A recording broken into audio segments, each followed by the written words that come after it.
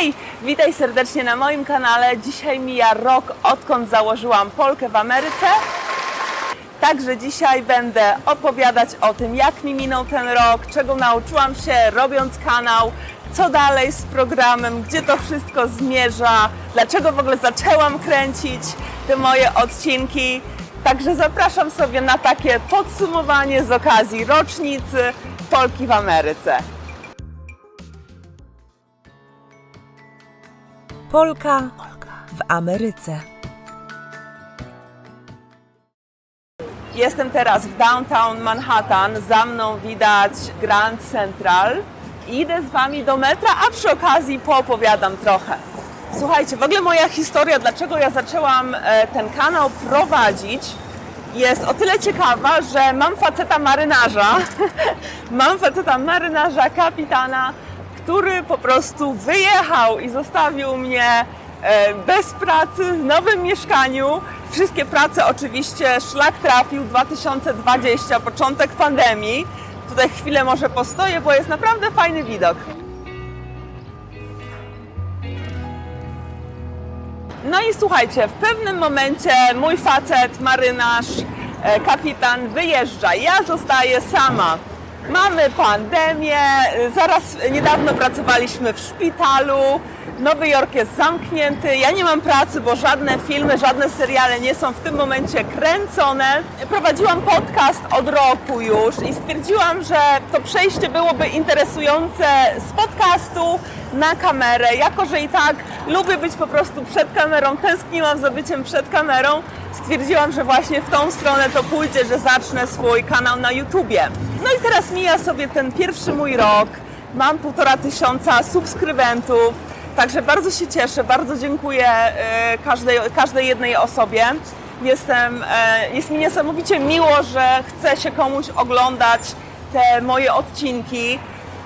Miałam kilka lekcji, się nauczyłam po drodze, mianowicie to, czego na przykład nie wiedziałam, to jaki jest olbrzymi podział w społeczeństwie, jeśli chodzi o politykę, jeśli chodzi o upolitycznienie samej choroby, na zasadzie, że jak gdzieś opowiadam w jakimś odcinku, że na przykład pracowałam w szpitalu, a ktoś mi mówi, ile mi za to płacą, żebym o tym mówiła. Albo gdzieś opowiadam o tym, że nie jestem zwolennikiem Trumpa, no bo nie da się ukryć, nie byłam nigdy. I chciałam też o tym pogadać, bo studiowałam stosunki międzynarodowe, więc interesuję się polityką.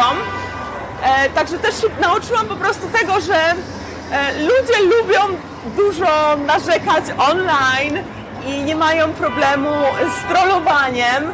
Także ja już się do tego przyzwyczaiłam. Nigdy mnie to specjalnie nie ruszało, bo robię dalej swoje.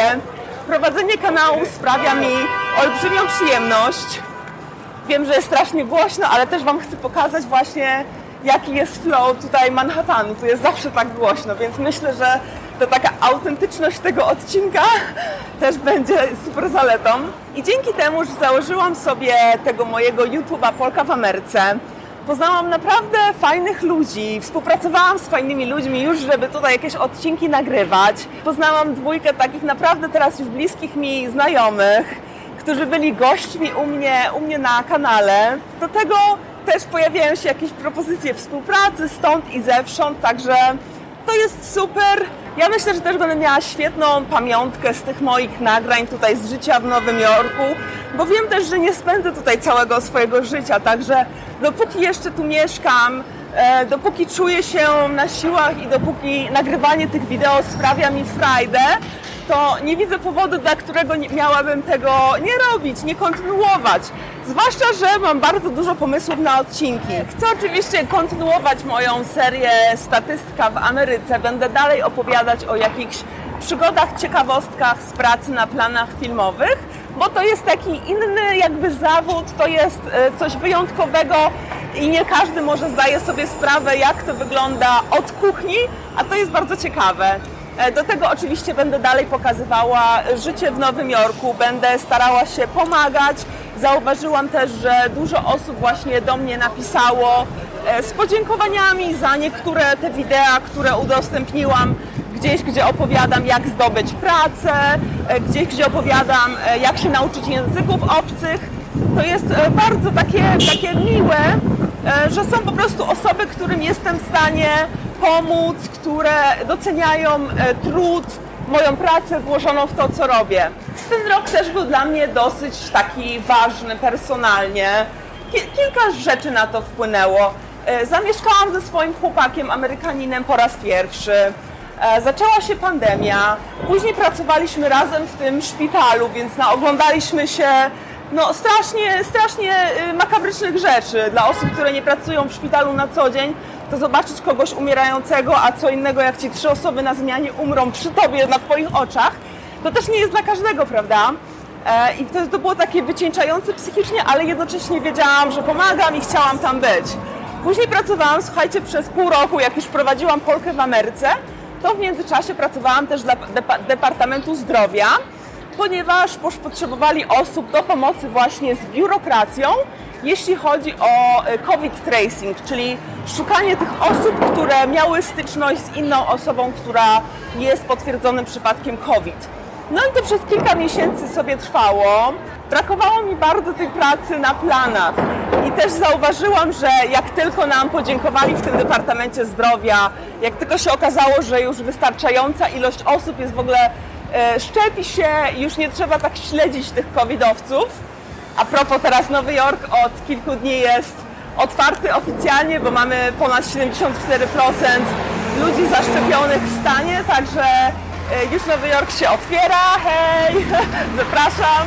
No i w każdym razie tam popracowałam i zauważyłam, jak bardzo brakowało mi kreatywności. Miałam o wiele mniej pomysłów na odcinki, byłam o wiele bardziej taka leniwa, taka rozlazła, bo po prostu pracowałam między 48 a 60 godzin, robiłam tam tygodniowo. To były takie 2-3 miesiące, gdzie naprawdę był po prostu hardcore, tak ludzie chorowali. Styczeń, luty był chyba najgorszy. Czekajcie, bo stoję tutaj na światłach. Ja tak sobie chodzę z tą kamerą, w ogóle zapomniałam o świecie, który jest wokół mnie, o tych wszystkich ludziach, którzy tak patrzą na mnie, a ja chodzę z tym stickiem i kręcę. Do tego też się już przyzwyczaiłam. Kolejna rzecz. My tutaj zmierzamy w ogóle do mojego ulubionego miejsca. Jak oglądacie już mój kanał, to wiecie, że to jest Bryant Park. Bardzo lubię za klimat, za lokalizację, za to, co wokół się dzieje. Zaraz wam tutaj pokażę wszystko. Tutaj lunche muszą być naprawdę bardzo drogie. Nigdy nie przyszłam, ale kolejka jest i sami biznesmeni. A pośród nich ta hipsterska kobieta z Hustle na koszulce chodzi. Masakra. Taka to ja właśnie.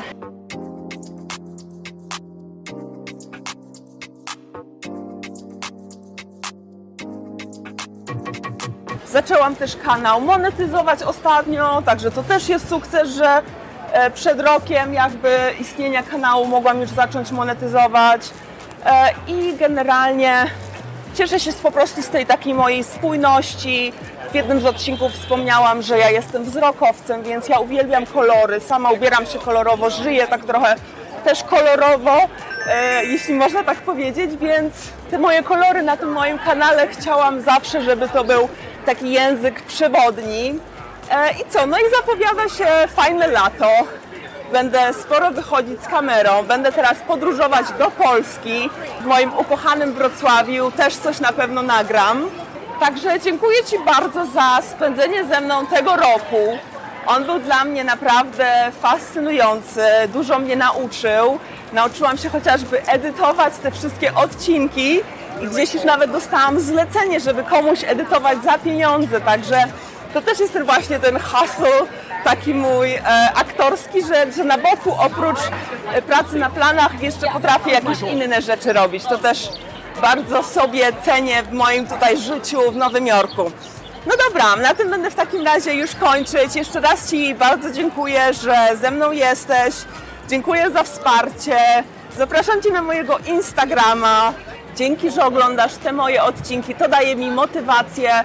Chcę przecierać trochę szlaki tym dziewczynom, osobom w ogóle generalnie, ale głównie dziewczynom, które wyjeżdżają za granicę i próbują odnaleźć siebie i wpasować się w to życie emigrantki Myślę, że jeszcze dużo przede mną, dopóki mam pomysły na odcinki, będę nagrywać, a mam wypisane z 50 pomysłów. Także myślę, że ten jeszcze kolejny rok, mam nadzieję, tutaj razem przesiedzimy. Dziękuję raz jeszcze, subuj, lajkuj, komentuj, daj znać, czego Ci brakuje na moim kanale, to jest ważne. Chcę usłyszeć, czego Ci brakuje na moim kanale i dziękuję jeszcze raz za ten rok spędzony ze mną. Na razie pozdrawiam z Nowego Jorku, z Bryant Parku. Pa!